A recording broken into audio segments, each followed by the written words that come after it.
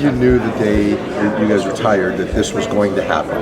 What's it mean to you now that it's a couple days away from your jerseys going up? Yeah, big honor.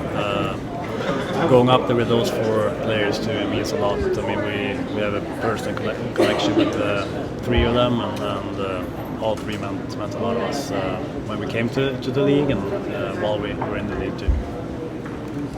Danny, 27 Swedes have played for the Canucks in the 50-year history of the organization. What is it about Vancouver and Swedish players? I know there's a connection in terms of the game, the city, the environment. Why do you think Swedes have had so much success in Vancouver? I think it starts with the early Swedes that were here. I think they laid the groundwork, being good people, I think, and good players. And I think that happens in an organization where you see the same in Detroit too. I think that's kind of the same thing going. So yeah, it starts with early people, and then from those years, I think a lot of good people have come to the city. Do you think a player like Thomas Gradin probably set the bar for a player who could come over and transition his game and be a guy who really understood the game and was a guy people could relate to? Yeah, he really set the foundation. Outstanding player, but like I said, outstanding person too. And then you have Marcus, Matthias, those guys, just being great guys.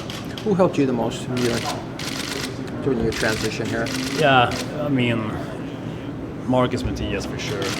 We saw Marcus this summer when we got drafted, when we came over that summer too, and they let us grow as people and as players, but we always felt that we could talk to them. That meant a lot. If we had any problems, they were there. And Trevor, when he came back too, I think with a player like that, to hear that he believed in us, he knew that we could be good players. I think that meant a lot to us. Was there an ability to skate and just understand the game in general that allowed Swedes to transition to North America? A lot of the players I talked to said they were surprised, not surprised, they really appreciated the fact that Swedish players could come over and acclimate to the city and the game quickly.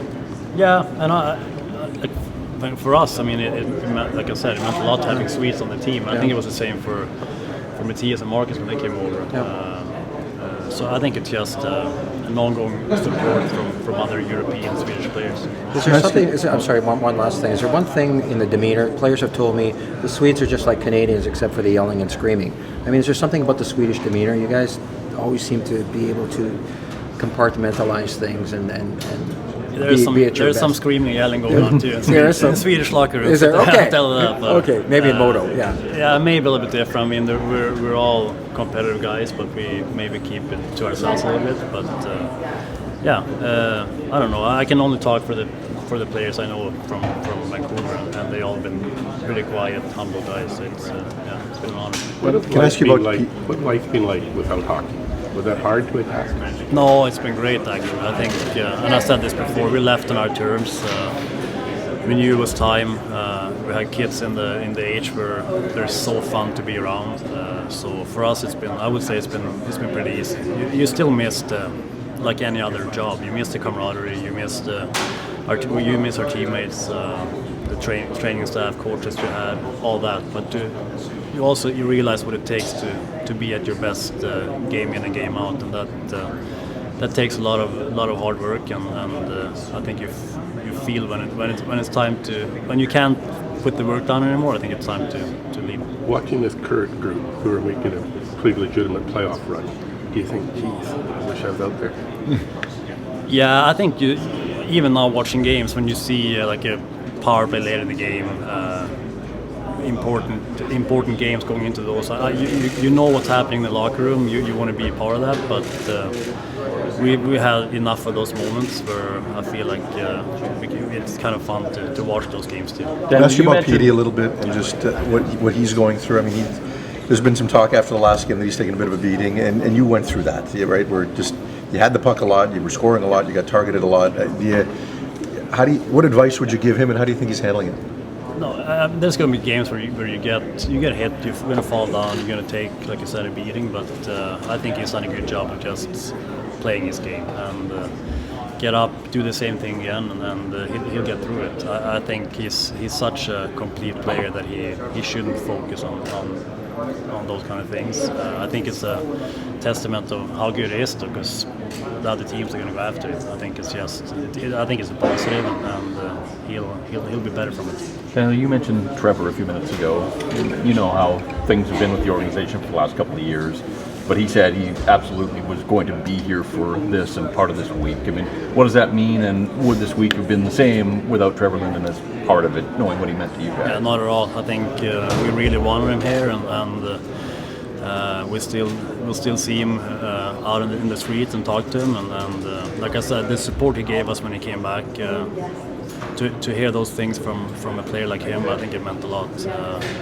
I mean, you had teammates and they support us huge too our first year, but to have a guy come from the outside and come back, and yeah, he was just an awesome guy to us, and like I said, the support meant the world. How much of this week, I mean, obviously the culmination is your jerseys going to the rafters, but how much of it is the guys that are making an effort to be here for you guys, former teammates? That's everything to us. It's we don't like to be in the spotlight. I think we always realized that we would not be the players we were or the people we were without the surrounding cast and the friends we made and the friends we had playing this game. So it should be a celebration about those people. And I think, looking back, I think Trevor and Marcus and Stan would say the same things too. I think they had good teammates, leaders on their teams that kind of taught them what it took to be a professional hockey player. How much did you have to adjust your game when you first started getting that level of attention from opponents?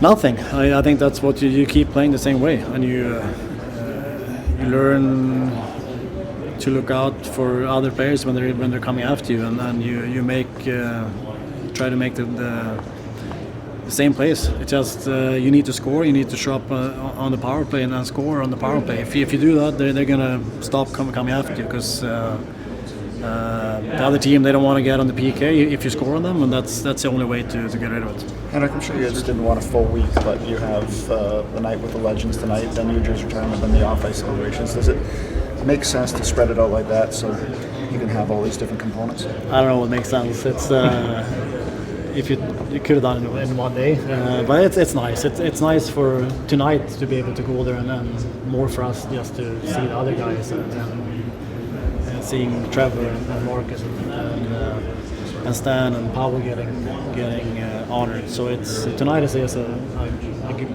good night for us, and get to see them. And then Wednesday is a big night, and Sunday I don't think it's too bad. It's just a regular game, but it's a little bit of celebration before. So I think it's nice for us too. We have family here the whole week, and they get to watch hockey and be a part of this. Henrik, 27 Swedes have played for the Canucks over the 50 years. What is it about? Is it the city? Is it the game? Why have so many Swedish players been able to acclimate to the city and the North American game so well, especially here in Vancouver? Yeah, I don't know. I think, well, first of all, I think Vancouver and Canada and Sweden are pretty similar in like just the feel of the people, and the city itself is reminds, I think, a lot of Swedes about Sweden, and so that's one thing. And I think Swedes are fairly loyal people or players when you get drafted and you want to succeed in the place where you get drafted. And there's not a lot of Swedes that go ask for trades or want to leave. I think that's one reason as well. And Thomas Green is a big thing now lately, where he was the one who found us, and Alex Edler, and a lot of other players. So he's another big reason. A lot of players have told me it was the Swedish players' ability to understand the game, read the game, probably had the skill level, but acclimate quicker than they thought. A lot of players have told me that. Is that something just kind of ingrained in the Swedish hockey culture of being so ingrained in the game and being able to transfer that here? Yeah, I think we all were brought up as team players, team first, and it was never about your own abilities, like to score or win games yourself. It's about the team. So I think when you come over here, it's the same. You have that ingrained in you, and it's you want to help the team and in any way. And I'm sure there's other nationalities are the same, but I think the way we were brought up is you play hockey to be a team player. Canadian players have said the Swedes are just like us, except for the yelling and screaming. But Danny said, no. We behind closed doors, the Swedes can scream as well as anybody else. No, for sure. That's no. I mean, there's a lot of talk about it. Who's winners and who can win the big games and who plays in what way. But deep down, I think we're just hockey players. It doesn't matter where you come from. You want to win as bad if you're Russian or Canadian or Swedish. It's just the way you go about it. A lot of people prep for a big night by maybe going to the spa or relaxing. You and your brother decided to run a half marathon yesterday. Was that something that you planned a long time ago, or just saw it on the calendar? Or? No, I think we signed up a long time ago, so we didn't really know what day it was. But it was a good way to get it done yesterday, and now we can have an off week without training this week. So. He said he beat you by a second. Is that true? He did not. No? He was very smart. He started a second behind me in the start, so his chip count was a second less. Oh, he cheated. We crossed the finish line at the same time. And your brother ran as well? Yeah, older brother, yeah. But it was different than the marathon in May. You didn't hit any walls or anything? No, I think half marathon is the perfect distance. It's never, your body doesn't take too much heat. This whole week is about bringing people that were a big part of your lives together, and obviously I know you guys have a relationship with Trevor. You know how it's gone with the organization for the last couple of years here. I mean, what does it mean to have him coming back inside the building here to be a part of all this, and just what has he meant to you during your playing days and afterwards? Oh, I was very honored that he's back for this, and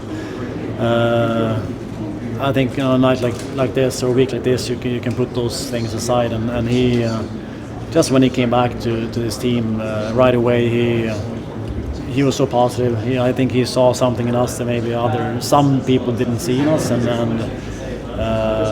and he was. I mean, he was right. I mean, I'm right. Like when I played, I had a tough time seeing who's going to become good or who's not going to pan out. But he was usually right. Not only about us, but other players as well. So he meant a lot. Just the confidence he showed in us. The other guy is Kess, who sort of has in recent weeks here spoken out about he maybe could have handled his departure a little bit better. How should he be remembered as a Vancouver Canuck, and do you think it's a good thing if everybody can kind of patch up that relationship as well? Yeah, I think it's the same with any of them. Like Luongo, the same thing. It's just it's business. They both loved playing here. They were part of the best team that we played on, and they were both top players in this league when they played here. So I think that's the only thing you need to remember.